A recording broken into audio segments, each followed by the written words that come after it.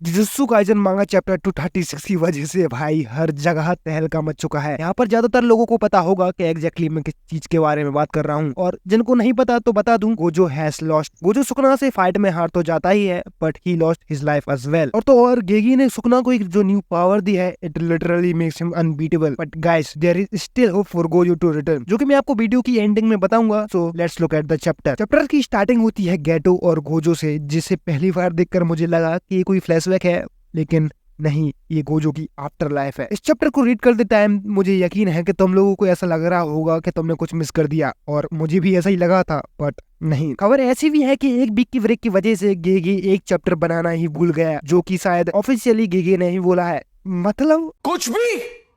माना गोजो को मारना गेगी की एक चॉइस थी, क्योंकि एक तो बोस से बहुत ज्यादा हेट करता है, because Gojo is too strong to continue the story, और इसी वजह से उसने जानबूझकर गोजो को सिवैया आर्क में सील कर दिया था, ताकि और कैरेक्टर्स का डेवलपमेंट हो सके, क्योंकि जब तक गोजो फ्री है तब तक कोई किसी का कुछ नहीं बिगाड़ सकता। गेगी गोजो से बहुत पहले से छुटकारा पाना चाहता था, और शायद अब उसने गोजो से छुटकारा पा भी लिया, लेकिन उसे इस तरह मार देना वो भी ऑफ स्क्रीन, ये मुझे ठीक नहीं लगा। Back to chapter. Geto Gojo से हाय बोलता है, लेकिन Gojo seems a little pissed off, क्योंकि उसने हमेशा अपने स्टूडेंट्स को बोला है कि when you die you will be alone, मरते वक्त कोई तुम्हारे साथ नहीं होगा। लेकिन गेटो तो उसके साथ ही है, और इसीलिए गोजो होप करता है कि ये सिर्फ एक डरावना सपना हो। गोजो यहाँ पर मैगमी के डैड को भी मेंशन करता है, क्योंकि अभी तक उसने मैगमी को नहीं बताया कि उसका बाप कौन है, लेकिन सिंस गोजो मर चुका है तो सुको अब ये चीज हैंडल करेगी। अब मैं तो ये सोच रहा हूँ कि अगर मैगमी बच गया और उसे पता चला कि गोजो उसी की क्रश टेक्निक की वजह से मरा है, तो उसका क्या हाल होगा। मतलब बेचारा इतने दुख दर्द में जाएगा कि तुम शायद सोच भी नहीं सकते। गेटो गोजो से किंग ऑफ कर्सेस सुकना के बारे में पूछता है कि वो कैसा था,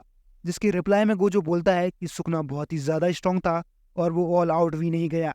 यहाँ तक कि अगर सुकना के पास मैगमी की 10 शैडोज भी नहीं होती तो भी शायद गोजो उसे नहीं हरा पाता। अब ये बात मुझे बिल्कुल भी ठीक नहीं लगी। माना कि सुकना गोजो से स्ट्रांग हो सकता है, लेकिन ये बोल देना कि सुकना गोजो को बिना 10 शैडोज के हरा दे, वो भी बिना ऑल आउट जाए, that just don't seems right to me. मतलब सुकना की पूरी लाइफ में वो पहली बार गोजो की वजह से नर्वस हो जाता है, ब्लैक फ्लैश से नॉक आउट हो जाता है, और गोजो उसे उस लिमिट तक पहुंचा देता है कि सुकना अपने डोमेन तक को यूज नहीं कर पाता। क्या ये सब नाटक था? I mean come on. Gojo आगे बोलता है कि उसकी सारी फिजिकल ट्रेनिंग, उसकी टेक्निक्स जो उसने मास्टर की थी, उसकी एक्सप्लोजिवनेस, उसकी क्विक थिंकिंग, उसने अपनी इस फाइट में सब कुछ दे दिया, लेकिन शायद इतना काफी नहीं था, पर उसे मजा जरूर आया। गोजो को यहाँ पर खुशी है कि वो किसी डिजीज या बूढ़ा होकर नहीं मरा, बल्कि किसी ऐसे से फाइट करके मरा है जो उससे भी स्ट्रांग था। फिर हम ननामी और हाइबारो को भी देखते हैं, जहाँ गोजो ननामी से उसके फाइनल मूवमेंट्स के बारे में पूछता है। ननामी बोलता है कि उसका फाइनल मूवमेंट्स हाइबारा की वजह से इतना बुरा नहीं था। वो बोलता है कि उसने एक बार मेमे से पूछा था कि where should I go live. वो बताती है कि अगर उसे कोई नया पर्सन बनना है तो उसे नॉर्थ की तरफ जाना चाहिए, और अगर उसे वैसा ही रहना है जैसा कि वो था तो उसे साउथ की तरफ जाना चाहिए। ननामी यहाँ पर बिना हेजिटेशन के साउथ की तरफ जाता है। इसका मतलब है कि उसे कोई नया पर्सन नहीं बनना, बल्कि वो जैसा था वैसा ही ठीक था। वो अपनी लाइफ से सेटिस्फाई था और अपनी डेथ को एक्सेप्ट करता है, और सब कुछ अब न्यू जनरेशन पर छोड़ जाता है। गोजो समझ जाता है कि ननामी यहाँ पर एग्जैक्टली भूलना क्या चाहता है, और हम यहाँ पर उन सभी लोगों को देखते हैं जिनकी डेथ हो चुकी है,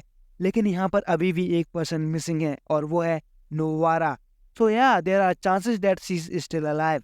इसके बाद हम देखते हैं जेजेकी का मोस्ट पॉपुलर कैरेक्टर, अपना फेवरेट साटोरू फ्रीकिंग गोजो, जो कि भाई मर चुका है। आई मीन रियली, इसकी बॉडी 2 टुकड़ों में बढ़ चुकी है, जिसे देखकर बहुत दुख होता है, बट भाई क्या कर सकते हैं, ये क्रिएटर की चॉइस है, अब इसे मानना तो पड़ेगा। और फिर इसके बाद यहाँ पर सुगना महारागा के एडेप्टेशन के बारे में एक्सप्लेन करता है। सुगना बताता है कि महारागा किसी भी टेक्निक के सिर्फ एक ही सिंगल अटैक से उसे अडेप्ट करना स्टार्ट कर देता है, और अगर उसे वही सिमिलर अटैक दोबारा से रिसीव होता है तो उसकी अडेप्टेशन की स्पीड और भी फास्ट हो जाती है। लेकिन उसकी अडेप्टेशन सिर्फ यहीं तक नहीं रुकती। मान लो कि महारागा किसी भी टेक्निक को अगर 100% अडेप्ट कर लेता है तो वो सिर्फ वहीं तक नहीं रुकेगा, वो उस टेक्निक को और भी ज्यादा अडॉप्ट करेगा, जैसे कि 100% से 110%, फिर 150%, फिर 200%, और फिर ऐसा ही चलता जाएगा। और इसीलिए वो महारागा का यूज करता है ये देखने के लिए कि महारागा गोजो की इन्फिनिटी को किस तरह से नलीफाई और न्यूट्रलाइज करेगा, ताकि सुकना भी इस तरीके को लर्न कर सके और फिर उसे गोजो पर ही यूज कर सके। अब हमने ये पहली बार तो देखा नहीं है कि सुकना किसी भी चीज को एक बार देखकर उसे लर्न कर सकता है और फिर उसे यूज भी कर सकता है। उसने कंजाको को देखकर ये सीख लिया था कि वो खुद को कस ऑब्जेक्ट में कैसे कन्वर्ट कर सकता है। यहाँ तक कि उसने गोजो को एक या दो बार देखकर ये फाइंड आउट कर लिया था कि वो रिवर्स कस टेक्निक से अपनी एग्जॉस्टेड कस टेक्निक को कैसे हील कर सकता है, तो वो प्रोबेबली ये भी कर ही सकता है। सुकना बताता है कि महारागा जब गोजो पर स्लैश मारता है यानी कि चैप्टर 234 में, वो सुकना की तरह कोई नॉर्मल स्लैश नहीं था, बल्कि महारागा उस स्लैश से the space, the entire world, यहाँ तक कि खुद एग्जिस्टेंस को काट सकता है। और जब वो खुद स्पेस तक को काट सकता है तो इन्फिनिटी तो कुछ भी नहीं है। सुकना महारागा की इसी टेक्निक को ऑब्जर्व करके और उसे सीखकर अपने स्लैश से गोजो को मार देता है, और इसी टेक्निक की वजह से अब सुकना अनबीटेबल बन चुका है। मतलब जो बंदा स्पेस तक को काट सकता है उससे कौन ही जीत पाएगा। सुकना यहाँ गोजो को कॉम्प्लीमेंट देता है that he did a great job and Sukuna won't forget Gojo as long as he live. और अब फाइनली बात आ जाती है, क्या गोजो सच में मर चुका है? तो मेरा आंसर है शायद नहीं, and here are the reasons. देखो, गोजो का सर अभी भी नहीं कटा और पिछले चैप्टर में वो ब्लैक फ्लैश के यूज से अपने रिवर्स कस टेक्निक के आउटपुट को रीगेन कर लेता है, तो वो रिवर्स कस टेक्निक के यूज से अपनी बॉडी को हील कर सकता है। सेकंड रीजन ये है कि जब सुकना गोजो को कॉम्प्लीमेंट देता है तो वो स्माइल करता है, which means that he is still alive, और सोको या योटा में से उसे कोई रिवर्स कस टेक्निक से हील कर सकता है। और हमें चैप्टर में लोटस फ्लावर भी दिखाया जाता है जो रिप्रेजेंट करता है स्ट्रेंथ,